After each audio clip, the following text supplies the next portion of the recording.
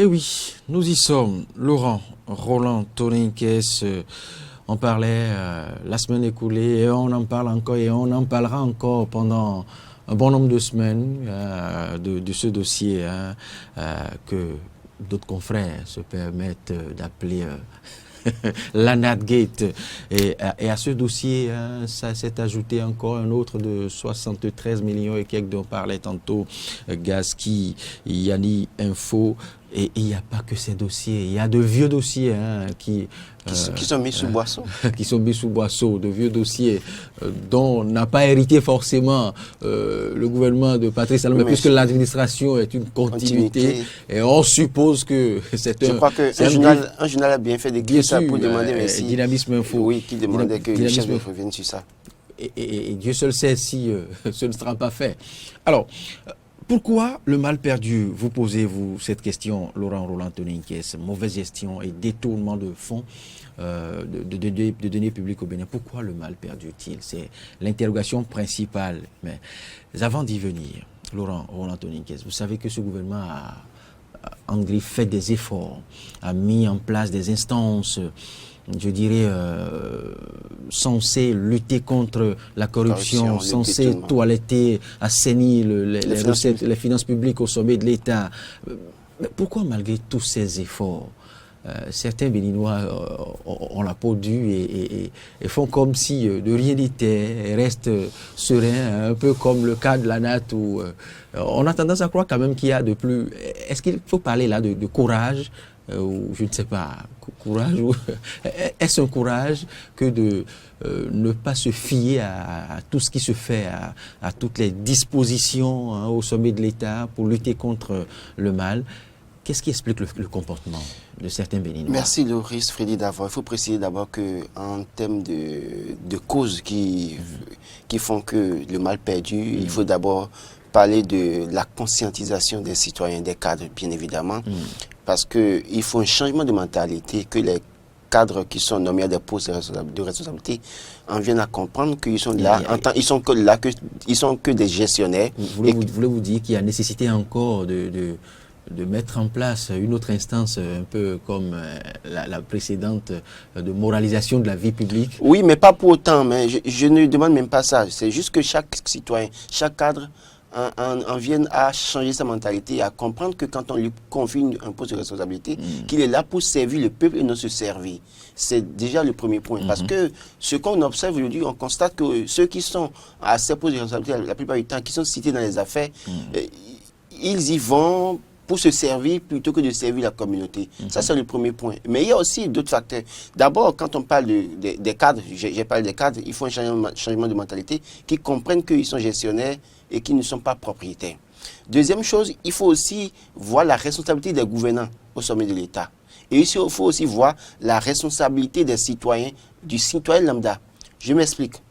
J'ai parlé de mentalité, de prise de conscience du cadre qui est nommé en poste de responsabilité, mais dans une certaine mesure, les gouvernants aussi qui doivent aussi éviter et se détacher d'un certain nombre de choses. Je ne sais pas si avec le gouvernement actuel, ça continue, mais c'est les cadres qui sont nommés qui pourront nous dire si ça continue ou pas. Toujours est-il qu'on n'a pas de preuve d'éléments que ça continue. Mais on sait que dans un pays assez récent, c'est que des gouvernants n'hésitent pas à faire appel à des directeurs de sociétés d'État ou d'agences d'État pour demander une contribution à telle ou telle activité politique. Et de ce point de vue, ces responsables de ces agences ou directions sont obligés d'aller puiser dans la caisse de leur structure pour accompagner le gouvernant dans un certain nombre d'activités politiques. Et on a vu, j'en connais, il y a même un directeur qui m'a confié un jour, devant un ancien président, l'ancien président qui lui envoie sa mallette pour dire ma mallette est déjà vide, il faut financer parce que je dois financer telle activité politique.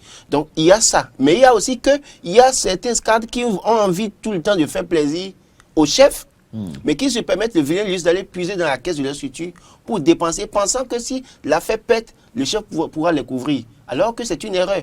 Parce qu'à un moment donné, le chef ne vous a jamais demandé une telle activité, ne vous a jamais demandé de financer une telle activité, vous devez vous contenter de votre salaire. Donc ça, quand on laisse cette responsabilité... Ce ne sont que quelques aspects. Quelques aspects. Et l'autre chose aussi, c'est qu'il faut que les citoyens en viennent à comprendre que quand on nomme quelqu'un, un poste de responsabilité, il n'est pas le bon samaritain de votre village ou de votre ville, de votre quartier.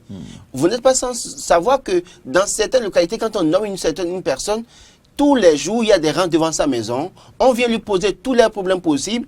Et lui aussi, n'ayant pas peut-être la maîtrise de soi requise en la matière, est obligé de vouloir dépenser, donner de l'argent à tout le monde. Et de ce point de vue, à un moment donné, quand il est en manque, il est obligé de chercher par des voies et moyens peu orthodoxes d'avoir de l'argent dans la caisse de sa structure. Alors, il y a que même certains, parce qu'on les a nommés à des postes de responsabilité, se voient déjà dans la peau d'être plus tard un ministre ou un député. Et donc, il faut continuer à financer les populations au bas niveau, le bas peuple financé, pour que ceux-là, à un moment donné, puissent susciter votre candidature ou bien crier votre nom pour qu'on vous donne d'autres responsabilités. Il y a un autre facteur, je dirais, un autre facteur social qui a rang de faits divers. Il y a aussi ceux qui modifient drastiquement leur train de vie. Oui, justement, non, mais même modifier le train de vie. Au prix même de multiplier même les maîtresses, les femmes justement, et autres, ou de leur en construire des... Justement, ça fait partie de la responsabilité de ces cadres qui sont nommés. J'en ai parlé en premier. On ne pourra pas tout citer ce matin, mais ça fait partie de la responsabilité de ces cadres aussi, normalement, qui doivent comprendre que quand ils sont là en tant que gestionnaires, ils doivent faire très attention parce qu'un jour ou l'autre, ils rendront toujours compte. Donc, les citoyens qui doivent comprendre dans nos localités que quand on nomme quelqu'un de son quartier ou de son village, cela ne veut pas dire que celui-là doit résoudre tous nos problèmes. Parce qu'au fur et à mesure que la demande augmente, d'aide augmente à l'endroit de cette autorité se voit dans l'obligation de chercher des voies et moyens peu orthodoxes, d'aller se faire de l'argent pour pouvoir satisfaire les populations. Et vous n'êtes pas sans, vous serez peut-être surpris un jour de constater qu'une fois que cette autorité est dégommée ou bien perd son poste, il n'y a plus de rang devant sa maison. Bien sûr.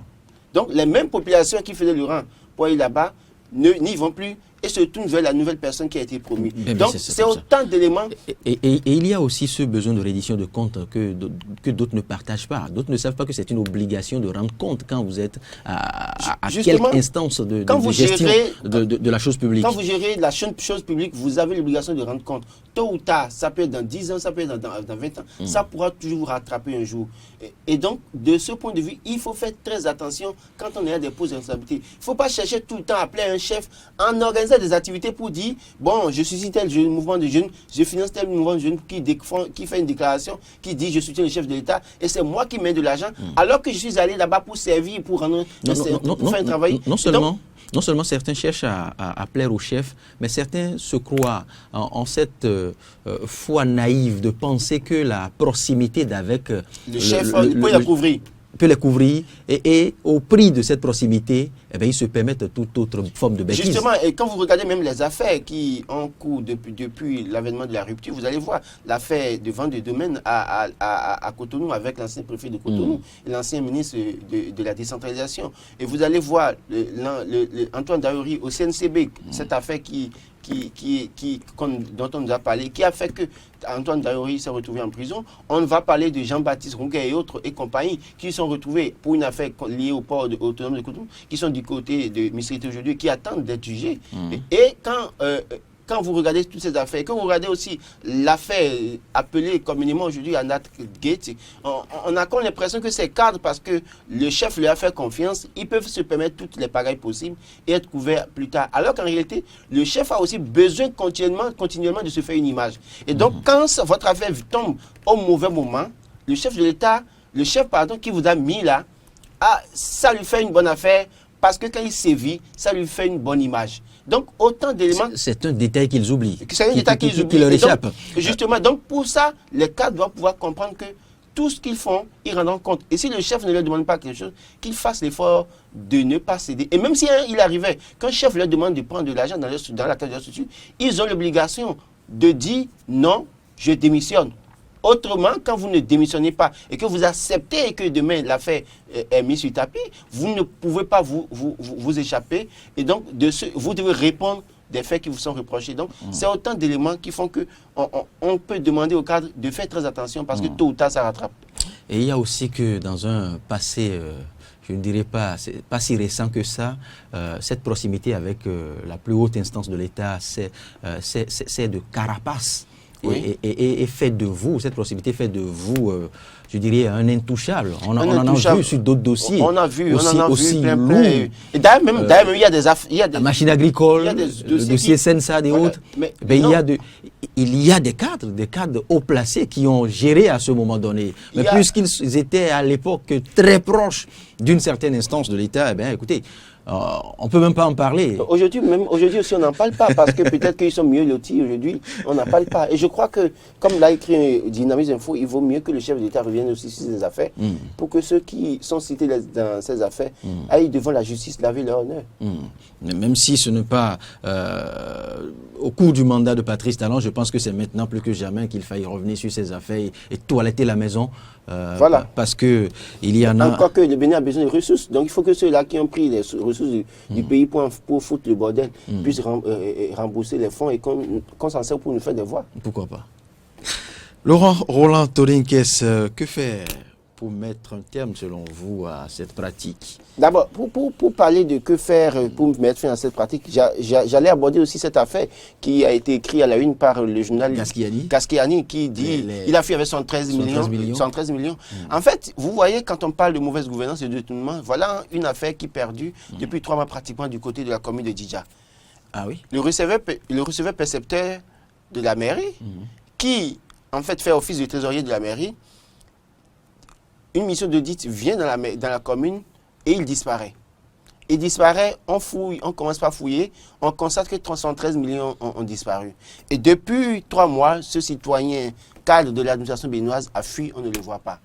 Et ça a mis même en difficulté à un moment donné les travailleurs et les fonctionnaires de la mairie de Djidja. Parce que pendant le mois de mai et d'avril, avril et mai, ceux-là ont eu du mal à avoir leur salaire parce qu'il n'y avait pas de receveur percepteur. Donc aujourd'hui, c'est le receveur percepteur de la commune d'Agbanizou qui assure l'intérim au niveau de Djidja également. Donc pour montrer combien de fois des cadres à des postes de responsabilité sont tellement avides, sont tellement ambitieux, ont des ambitions démesurées et en viennent à mal gérer les ressources de l'État. 113 millions qui fait courir un homme, et je dirais un père de famille, 113 millions qui peut banalement dépenser en une année et ne même plus avoir de reliquats. Donc je crois qu'aujourd'hui, ça interpelle chaque citoyen. À quelle position qu'on soit, qu'on sache qu'on doit mieux gérer. On est gestionnaire, on n'est pas propriétaire. Alors que faire aujourd'hui? C'est une prise de conscience des cadres. Que ces cadres prennent conscience de ce que, dans une certaine mesure, en tant que gestionnaire, ils ont l'obligation de bien gérer pour ne pas de se retrouver derrière les barreaux un jour. En tant que gouvernant, c'est de faire en sorte que quand un directeur ou une personne promue à un moment donné en vient à faire des activités qui ne font pas partie de son cahier de charge, qu'on l'interpelle pour lui dire on ne t'a pas demandé ça.